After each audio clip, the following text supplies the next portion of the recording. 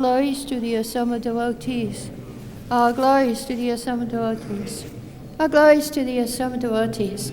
All glories to Sri Guru and Gauranga.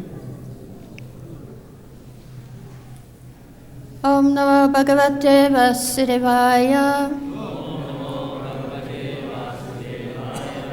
Om Namo Bhagavate Vasudevaya. Om Namo Bhagavate Vasudevaya. We're reading from Srimad Bhagavatam, Canto 6, Chapter 3, Verse 32. Yamaraj instructs his messengers. Shrindvatam grinatam viryan Udamani harer muhu Yata sujataya bhaktya Shridyenat mavrataripi. Chant.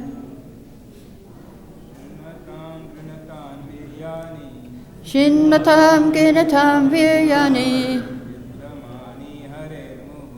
Uttamani hare muhu Yatha sujataya bhaktya Sityena mavrataripi.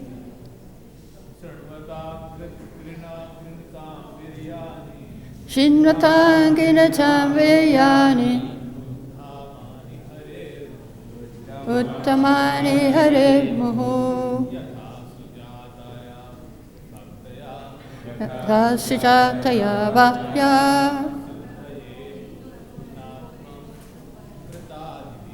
Sityena mavrataripi. Yatam ginatam viryani Uttamani hare muhu Yatha sujataya bhaktya Sityena mavrataripi. Ladies.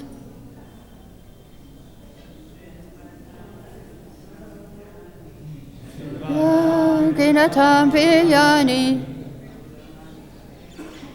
Uttamani hare muhu Yatha sujataya bhaktya Sityena mavrataripi. Shinvatam ginatam viryani Uttamani hare muhu Yatha sujataya bhaktya Sityena mavrataripi. Shinvatam, of those hearing.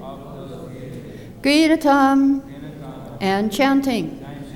Viryani, the wonderful activities. Udamani, able to counteract sin. Hare, of the Supreme Personality of Godhead. Moho, always. Yatha, as. Sujataya, easily brought forth. Bhaktya, by devotional service. Shridhyet, may be purified. Na, not. Atma, the heart and soul. Vrata adipi, by performing ritualistic ceremonies. Translation by Srila Prabhupada. One who constantly hears and chants the holy name of the Lord and hears and chants about his activities can very easily attain the platform of pure devotional service, which can cleanse the dirt from one's heart. One cannot achieve such purification merely by observing vows and performing Vedic ritualistic ceremonies. Purport. One may very easily practice chanting and hearing the holy name of the Lord and thus become ecstatic in spiritual life. Padma Purana states, Nama Parata Yuktanam Nam Manyiva Harantyakam avishanti prayuktani tanye vartakarani cha. Even if one chants the Hare Krishna Maha Mantra offensively, one can avoid offenses by continuously chanting without deviation. One who becomes accustomed to this practice will always remain in a pure, transcendental position, untouchable by sinful reactions. Shukadeva Goswami especially requested King Parikshit to note this fact very carefully. There is no profit, however, in executing the Vedic ritualistic ceremonies. By performing such activities, one may go to the higher planetary systems. But as stated in Bhagavad Gita 9:21, Kshine punye martalokam vishanti. When the period of one's enjoyment in heavenly planets is terminated because of the limited extent of the results of one's pious activities, one must return to earth.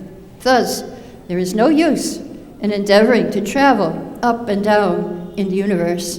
It is better to chant the holy name of the Lord so that one may become fully purified and eligible to return home back to Godhead. That is the aim of life, and that is perfection of life. Mukama karati vachalam pangam langayate girim yakipam tamaham bande shri gurum tinatarinam Om Gyana Timirandasya Garanjara Shalakaya Chakshurmeditam Yena Tasamai Shri Gurave Namaha. So very interesting, Prabhupada's translation of this verse. The Sanskrit says Shinvatam Grinatam Viryani. It doesn't say Shinvatam Grinatam Harinami. It says one who chants and hears the pastimes, the activities of the Lord. But Prabhupada's translation is one who constantly hears and chants the holy name of the Lord. He puts in the holy name and hears and chants about his activities. So first Prabhupada put the holy name.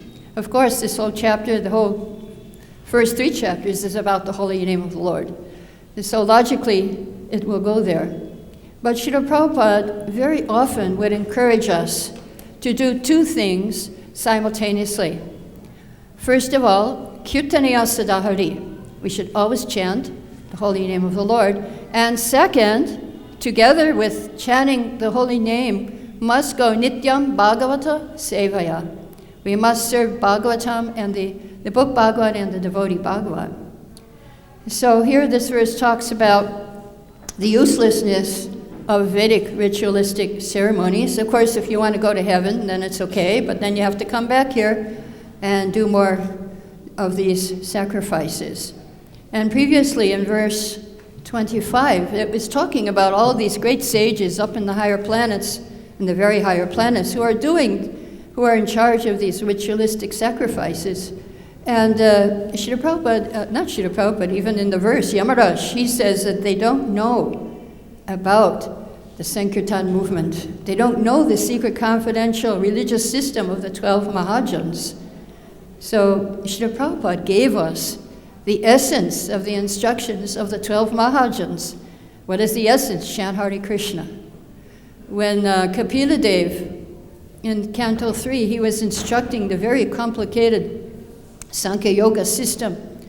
Maybe eight chapters he was talking about it. At the end, what was the conclusion of Devahuti? She said, oh, how fortunate are those who are chanting the holy name of the Lord. They must have done all of these things. They must have gone to the holy places. They must have worshipped the deity. They must have done all these sacrifices to be chanting the holy name. So in this previous verse 25, it says that they're busy collecting all these different paraphernalia for ritualistic ceremonies that give only temporary benefits, and they're not attracted to the Sankirtan movement. Instead, they're interested in dharma, artha, kama, and moksha.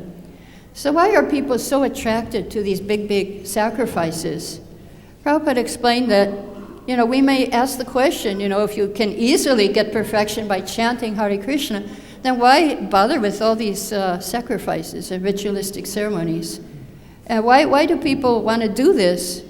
Actually, because they want to see this huge show and spend lots of money and ghee and so many things, gorgeous sacrifices.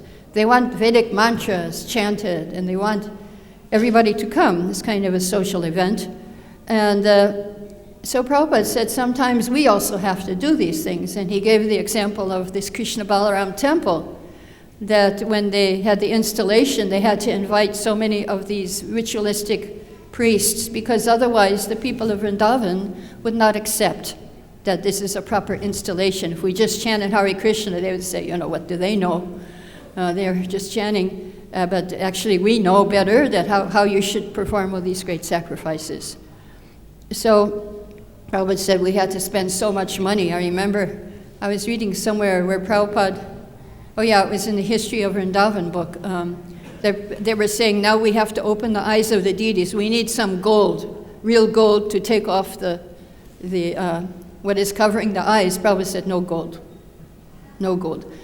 But it sounded like eventually they did get gold, because someone else said they did do it with gold. And when they were doing these sacrifices in Vrindavan, Prabhupada's godbrothers were there, and they were watching how the devotees were doing, and they were telling Prabhupada, no, they're doing it all wrong. Prabhupada said, it's okay, they're just practicing. So I was just reading a remembrance of my god sister Ananga Manjari. When she was getting her Gayatri mantra, she sat down and Prabhupada was telling her the words, but she just couldn't pronounce it properly. Prabhupada said, they didn't give you a paper? And she said, no, they didn't. And so after one or two mantras, Prabhupada gave up and said, okay, it's all right. And he said, tell Hridayananda to give you the mantra, because he was the temple president at that time. So then she was feeling, oh my God, I blew it, I messed it up, Prabhupada didn't get the mercy. Then she stood up, she was looking at Prabhupada, and Prabhupada took off his garland and threw it at her. And so she felt, oh, it's okay, all right. Even Jayananda, he couldn't pronounce the Gayatri, he couldn't pronounce any Sanskrit. And he's one of our great devotees who was with us before. And so these things are not so important. The example is this temple here, the installation. Prabhupada said that actually these ceremonies that they were doing were Vedic rituals for elevation to heavenly planets. But the Sankirtan is for pure devotees who want to please Krishna. So he said, and I consider that this was more important, the Sankirtan, than all the Vedic ceremonies. So these rituals, here it says they're insufficient. Why are they insufficient? Because they dull the mind. The mind goes on the asat pate. Srila Prabhupada lectured on verse 25, and he quoted Sridhar Swami, one of our great commentators on Bhagavatam. So Sridhar Swami says, sometimes a physician doesn't know the presence of Mrita Sanjivani. It's a great medicine. If you take this medicine, Mrita means death, and Sanjivani means to revive. If you take this medicine, it can revive you from the dead. Mrita Sanjivani. So instead, in Ayurvedic medicine, they have 3 bitter medicines. So instead of giving this Mrita Sanjivani, they give Trikatu. Trikatu means Neem, Kalmeg, and Chirata. Very bitter medicines, because they don't know about this wonderful Mrita Sanjivani. And so Sridhar Swami compares the Sankirtan movement to the Mrita Sanjivani. They can revive the dead intelligence. Everyone has dead intelligence in Kali Yuga. So Sankirtan is waking everybody up, waking up the dead intelligence. And what are the bitter medicines? Karma, Jnana, Yoga, Ashtanga Yoga. So therefore, we don't need to take the bitter medicine. We can take a very sweet medicine. When I first came to the temple in 1970, then I asked them, what is your process? Because I was searching for a guru. And they said, oh, our process is chant, dance, and eat. So I thought, okay, let me try. It was a very nice process. It's Kevala Ananda Kanda. It is the path of bliss. Whereas Jnana and Karma, they are pots of poison, according to Narottam Das Thakur. Why have I drunk these pots of poison? So these people are bewildered, those who are interested in the Vedic ritualistic ceremonies. So they were liable to be brought to Yamaraj. Yamaraj can claim them. If you're not chanting Hare Krishna, in verse 28 of this chapter, we heard who Yamaraj tells to bring to him. who should they bring? Who should Yamaraj bring? So I'll say that verse. Paramahansas are exalted persons who have no taste for material enjoyment, who drink the honey of the Lord's lotus feet. My dear servants, bring to me for punishment only persons who are averse to the taste of that honey, who don't associate with Paramahansas and who are attached to family life and worldly enjoyment, which form the path to hell. So Prabhupada was giving a lecture in Gorakhpur in 1971 on this verse, who Yamaraj is telling, bring to me those who don't associate with devotees. So there was a lot of Indians in the audience in Gorakhpur. So Prabhupada, he changed the translation a little bit, and he added a purport. He said, bring to me all those people who do not become life members of ISKCON. They all became life members of ISKCON. Yes, go there. Yamaraj should go and bring those people. Oh, everyone got scared. Everyone got frightened. They all became life members of ISKCON. So Prabhupada, he can do things, time, place, and circumstance. And he was speaking to these Indians. So what happens if we chant offensively, and what happens if we fall down? Sometimes it happens. So there is no loss. This verse says there is no loss. There is a verse in Chaitanya Charitamrita, Madhya 22, Kamataji Krishna Bhaje Shasta Agyamani Devarini Pitta Diker Kovanahirini. If a person gives up all material desires and completely engages in loving service of Krishna, he is never indebted to demigods, sages, or forefathers. So people perform in India these ritualistic ceremonies for the sake of demigods, sages, forefathers, so many things. And it's a fact that if you don't engage in devotional service, you have to pay your debt. After birth, every man has a debt. He's indebted to the demigods. They give us air, they give us light, they give us water. And when you take advantage of the Vedic literature, you're indebted to Vyasadeva, Narada Muni, so many sages. And if you take birth in a particular family, you're indebted to your forefathers, your mother and your father. And Bhuta, we're indebted to common living entities like cows who give us milk, and even the common people. But if you engage in devotional service, you become absolved of all debts. And there is the verse in the 11th canto, Devarshi Bhutapta Ninam Pitvinam Nakinkaronayam Rini Charajan Saratmanayasha Anam Sharanyam Kato Mukundam Parihitya Kartam. One who has given up all his material duties and taken full shelter at the lotus feet of Mukunda, gives shelter to all, is not indebted to demigods, sages, ordinary living beings, relatives, friends, mankind, or even his forefathers who have passed away. So if you offer oblations with ghee, you satisfy the demigods. If you study the Vedas, you perform Brahma Yajna, and that satisfies the sages. If you offer water to your forefathers, it's called Pitri Yajna. And if you offer tribute, you do Bhuta Yajna. And if you receive guests, you perform Nri Yajna. So these are the 5 kinds of sacrifice which are supposed to be done by all householders. Whoever takes birth has to do this. But if you perform Sankirtan Yajna, all our debts are paid. As Krishna says in Bhagavad Gita, Aham tam sarvapapebhyo moksha yashami ma shucha. Don't worry, you surrender to me, and I'll take care of all your past sinful reactions.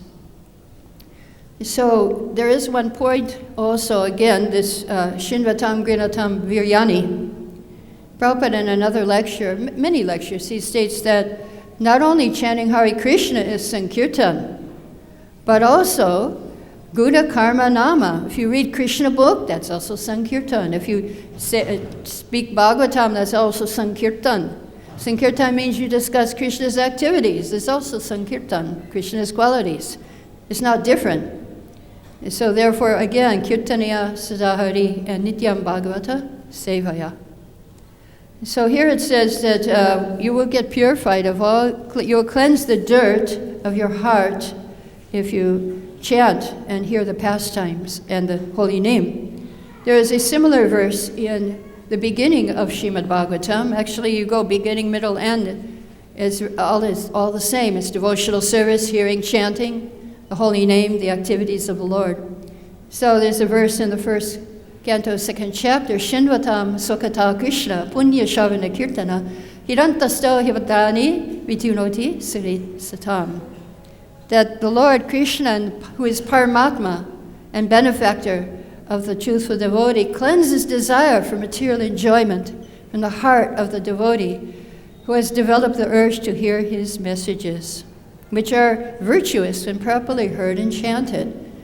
So how is it that just by hearing and chanting, we can become elevated and go back to Godhead? In a lecture, Srila Prabhupada said, every single mantra we chant, every obeisance we do is counted by Krishna. He's counting. And what is he doing with our obeisances? He's putting in a spiritual bank account. We all have a spiritual bank account. So now you're putting something. You're hearing Bhagavatam, it's going in your spiritual bank account. And after some time, when we get our account full, then we can purchase Krishna. So I was talking one time, chatting on the line with my son Govinda, who is not putting so much in his spiritual bank account at the moment. And so I told him, you should put something. You have a spiritual bank account. Whatever you do, you should put something in your spiritual bank account. So my son said, Mom, I'm not worried. I got a joint account with you. So you can put it and I'll take it out. Anyway, yeah, so we have this chanting. This chanting can save you from the most dangerous type of fear. Again, there is one story which I heard, truthful story from Indradumna Swami. He was on an airplane, and on the airplane was coming from Durban in South Africa, was trying to land, but every time the plane would try to land, there was a huge gust of wind, and they had to go back up in the air. And so the first time when this happened, the plane was shaking violently. Maharaj was going, Hare Krishna, Hare Krishna. The Christians were going, Jesus, Jesus. The Muslims were going, Allah, Allah. But next to Maharaj was sitting one scientist. And he said, Swamiji, I do not believe in all these things. I believe in science. So, again, the plane went down. The plane was shaking violently. Plane went back up. The scientist was turning green. And he was looking very sick. And he was saying, what was that you're saying? So Maharaj said, Hare Krishna. He's, no, the whole thing. Hare Krishna, Hare Krishna. So the pilot made an announcement, we're going to try one more time, and if we don't succeed, we're going to go back, return to where we came from. Plane went down. The violent wind came. The scientist was chanting, everybody was chanting, and the plane landed. So, Jai, Gonitai, Krishna Balaram, Radha Krishna. So then Maharaj turned to that scientist, and he said, now do you believe? And the scientist said, maybe. And Maharaj said, here's my card. If you have any questions, you can contact me. So it works. Chanting Hare Krishna will save us from the most dangerous type of fear. One of my godbrothers, Bhargava, he was a photographer. He once asked Srila Prabhupada that sometimes I have problems and the spiritual master isn't there and it's too detailed for the scriptures. What should I do? Prabhupada said, if you chant Hare Krishna very nicely, all the answers will come from within. So we should try it. Vidunoti, it says that Krishna, he will clean our heart when we chant. As soon as he sees, Prabhupada said, here's my child, he's suffering, he's trying to get to me, let me help him. I will take out a few desires from his heart. So we have dirty things. What are these dirty things? Prabhupada said, the dirty thing, the essence of all dirty things is, I will be happy by enjoying in this world. There is some happiness here, yes? Try it. And now, especially when you reach over 60. It's not very happy, at least physically. But if you're in Krishna consciousness, then the whole world is full of happiness. The whole world is your family. So, by the grace of Krishna, if we keep on chanting, then he'll help us. We're not alone. He's with us. If we take a risk for him, if we chant his holy name and go out and preach, then he will be there for us. So, because why? Why does Krishna do that? Because that verse in first canto, second chapter says, Surit Satam, that he is very dear. He's a well-wishing friend. Srila Prabhupada, he used to answer at the end of his letter, he would say, your ever well-wisher. So he's our well-wisher. Again, we say the next verse in Canto 1, Chapter 2, Nashta Prayesha Bhadeshu Nityam Bhagavata Sevaya. Bhagavati Uttama Shloke Bhaktir Bhavati Naishtaki. By regular attendance on classes of Bhagavatam and rendering service to the pure devotee, all that is troublesome to the heart is almost completely destroyed. And loving service to the Lord, praised with transcendental songs, is established as an irrevocable fact. So Prabhupada said, here's the remedy. If you have some inauspicious things in your heart, obstacles, here is the remedy. Association of two Bhagavatas, the devotee Bhagavat and the book Bhagavat. Tadiya Seva. Tadiya Seva means not directly Bhagavan, but we serve Bhagavat. Bhagavat means what is in relationship with Bhagavan. Bhagavata Sevaya. So Bhagavat is a person who's dedicated his life to Bhagavat, to Krishna, and Bhagavat, the book Bhagavat, also we have here. So this is the prescription. Every day or every moment, Prabhupada said, you should remember Bhagavatam. So I would just like to share with you something here. Where did it go? Oh, it's back here. 1 minute. Yes. Nashta Prayeshu. Now, a very interesting point when Prabhupada lectured on the verse, almost all the dirty things become taken from the heart. Now, what does this mean, almost all? If you were to fix up a percentage, Prabhupada said when 75%, he said 75%, and sometimes he was more lenient, 50, 60%, is all the dirty things are out of your heart, then you can come to nishta, or steady, firm faith. So what does this mean? Jayapataka Maharaj was telling a remembrance when Prabhupada was giving a lecture in Los Angeles, that he was telling the devotees, you have to be 100% free from all material desires to go back to Godhead. So when Prabhupada said that, the devotees were looking down, oh my God, 100%, how can we? So he said, okay, 90%. If you're 90% free, you can go back to Godhead. The devotees were, oh, 90%. So he said, okay, 80%. He kept, for, time, place, and circumstance. We were not so advanced in those days, a bunch of hippies. But then, he got off his Vyasasana, he put his chadar back, and he looked back and he said, 75%. So if we can get free, what this means, the next verse explains, Tada rajas tamo bhava kama lobha dayasya.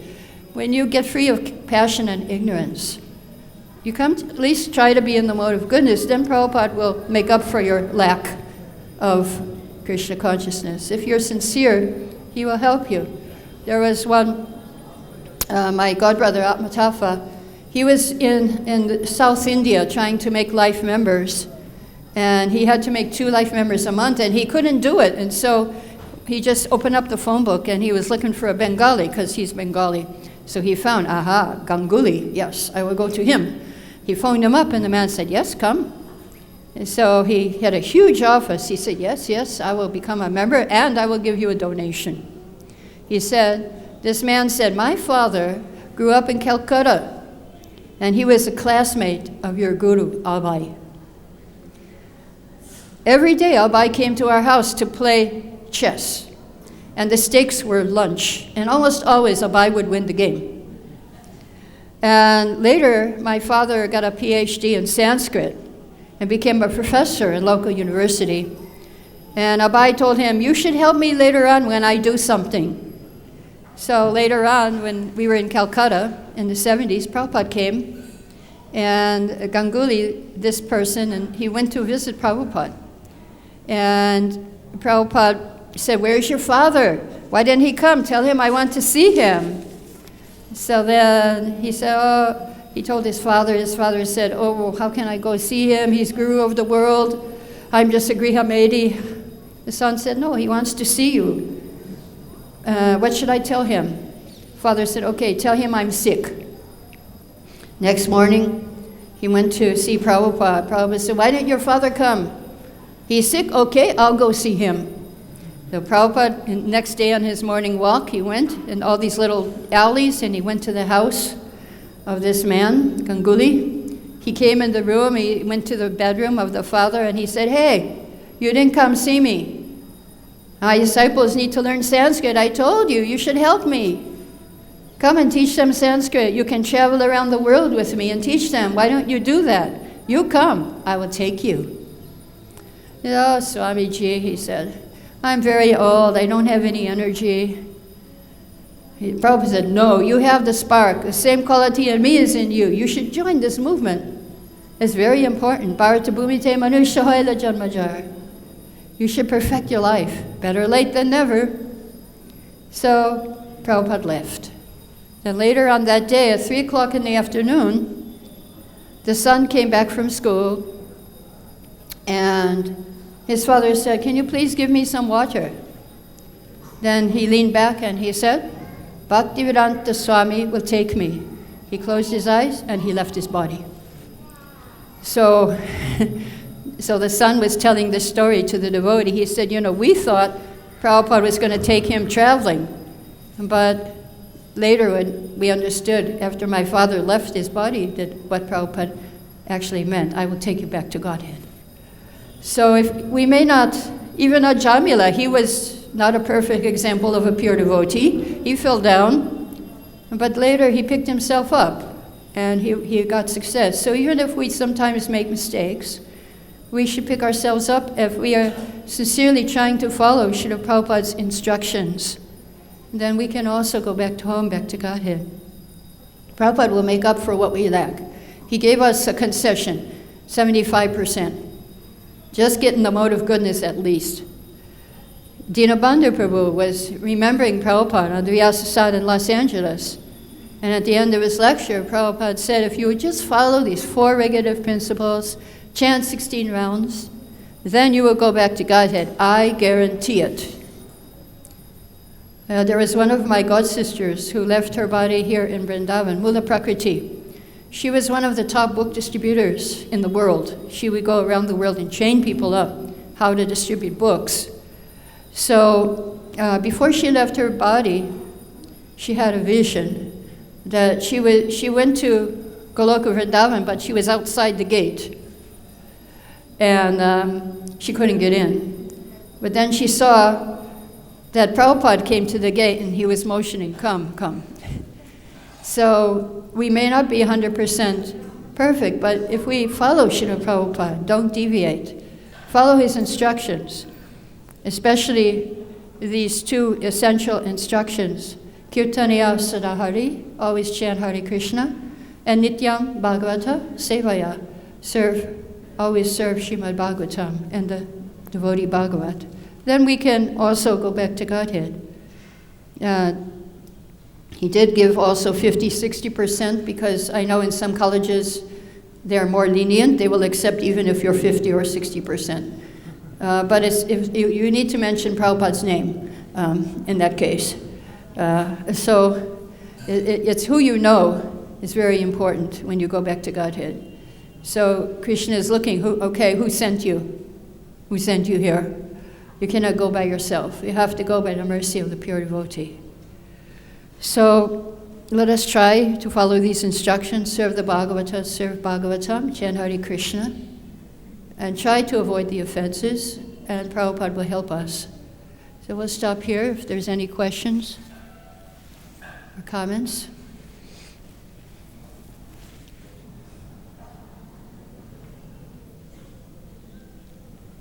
I see a hand way in the back. Can pass the microphone back? Way in the back. Keep your hand up. Keep your hand up. I see the hand. Okay. Can you say your question? Maybe we will hear it. Not only one is working, so I'm doubtful. Oh, is there a mic there? Oh, okay, cool. A Harinam Sankirtan mic.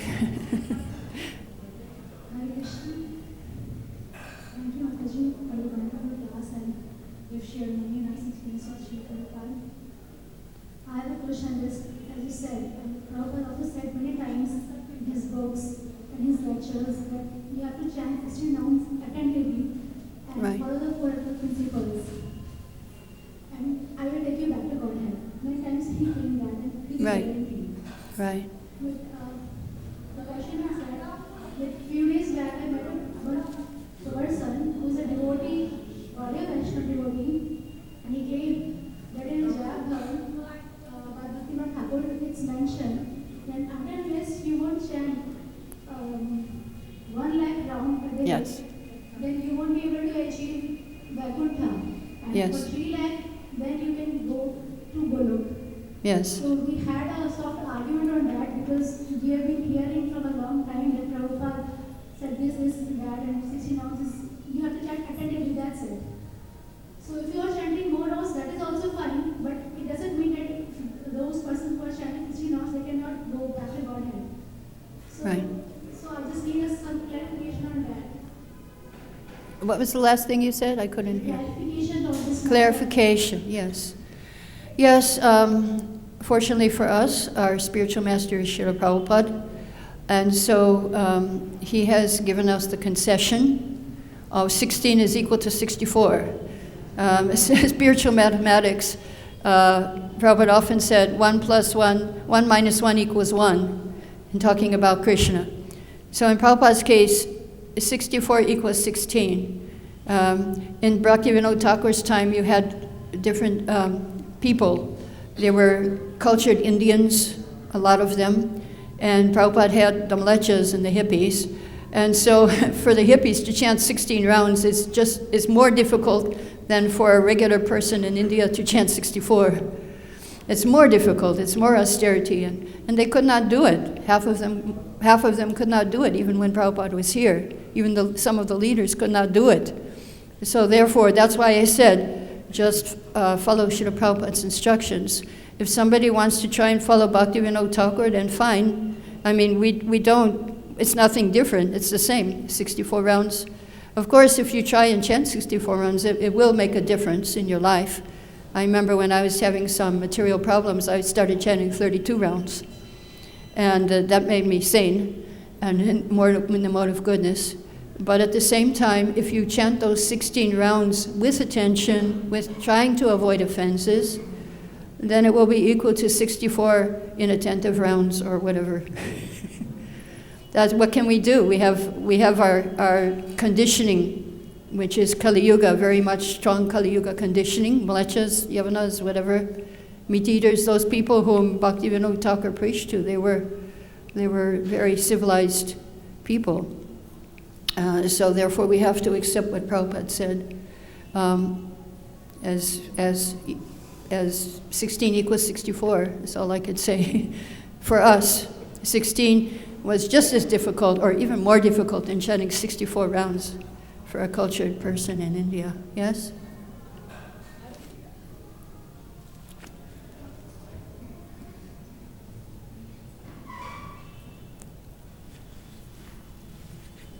Of course, Prabhupada didn't want us to chant more. He was always encouraging us. At least, in my letter of initiation, he said, chant at least 16 rounds.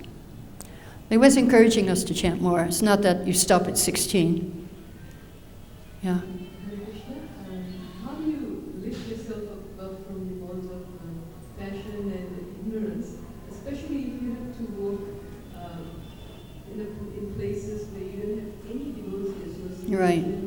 And temples are very far away. Right. Even in Vrindavan, at every moment you can, be Krishna Right. conscious. But like when you go back, When you have a job, how do you be Krishna conscious? Well, the thing is, before you work in the morning, the more rounds you can chant before you go to work, and the better your day will be. And also at work, you can have pictures on your desk, perhaps, and you can give prasadam. You can try to do preaching. I mean, maybe outward preaching is not, you cannot do, but you can bring prasadam for the people and try to do at least your area, your work area, you can make. So then when you forget Krishna, you see a picture, oh, okay. And in your lunch break, whatever, you can chant. You have to be creative and think of how to keep yourself Krishna conscious. But the most helpful thing is if you can chant as many rounds before you go. That would be the best.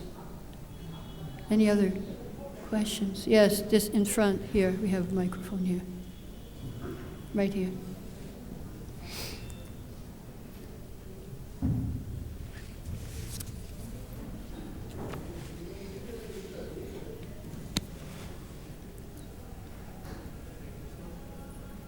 Thank you. I was just reflecting on the same point of emphasis. I was just reflecting on the same point of your emphasis. Yes. I also actually know the role of the Diksha Guru. Diksha Guru. The role of the Diksha Guru. Right. In regards to your emphasis. Okay. But what's the question? I didn't get it.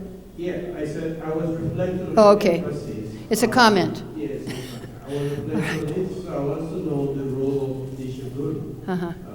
Role of Diksha Guru. Okay. In regards to the emphasis given so far, which is also... Yeah, not only Diksha Guru, but Prabhupada is the founder Acharya, so we should take on the mood of the founder Acharya of ISKCON. We respect Bhaktivinoda Thakur and we follow and we sing his songs and everything, but Prabhupada has digested it for us to make it easier to digest, just like in the beginning of Srimad Bhagavatam, it is said that Shukadev has digested it, and he's made it like juice. It might be a little hard for us to swallow Bhagavatam, but Shukadev has made it sweet and like juice. I mean, it's a fruit. Bhagavatam is the fruit of the desire tree of Vedic literature. But sometimes fruits are hard like to chew. Like for me right now, my teeth aren't good, so I can't chew much fruit. But if you make it into juice, then it's easy. So Shukadev has made it into juice. And the Prabhupada has made it even sweeter and more juicy so that we can digest. So not only for the Diksha disciples of Prabhupada, but Prabhupada's mood is for everyone, and it includes everyone. Anyone who follows his mood and his instructions, they will get the same guarantee that Prabhupada gave to us when he was here, and it's in his books too. Thank you. Any other? Yes. Yeah.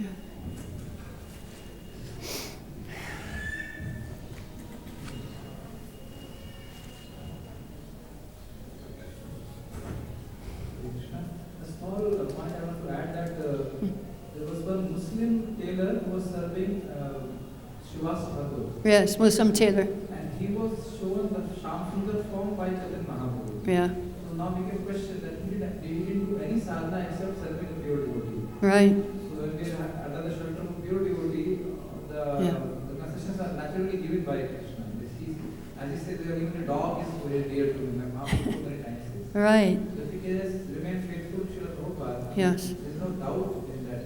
Yeah. Any guarantee why should we get doubt on that? Exact. Thank you. There's another example which Indraduna Swami gives. He was chanting his japa, and he met one man, and the man said, "Oh, I met your guru, and I was following his instructions for so many years." And so Indraduna Swami said, "How did you meet him?" He said, "Oh, I was a drunkard, and I was wandering the streets looking for a drink and for money." He said, "But then I saw there was one hall, and the door was open, and I heard your guru speaking, and it was the end of his lecture, and he said, 'You follow these 4 regulative principles? No, this is sex, no gambling, no intoxication, no meat eating, and chant Hare Krishna, and your life will be sublime.'" He said, "So I followed those instructions. I gave up drinking, and I'm chanting Hare Krishna, so I'd like to meet him again." So Maharaj said, "Well, unfortunately, he has left. He has died." And the man said, "Oh, he was my best friend. He helped me. He saved me." So if you're sincere, you take the instructions to heart, it will work. And don't give up hope. There's no obstacles except your own mind. But you can do it. Everybody can do it. Any other comments or questions? Jai, all glories to Srila Prabhupada. Hare Krishna.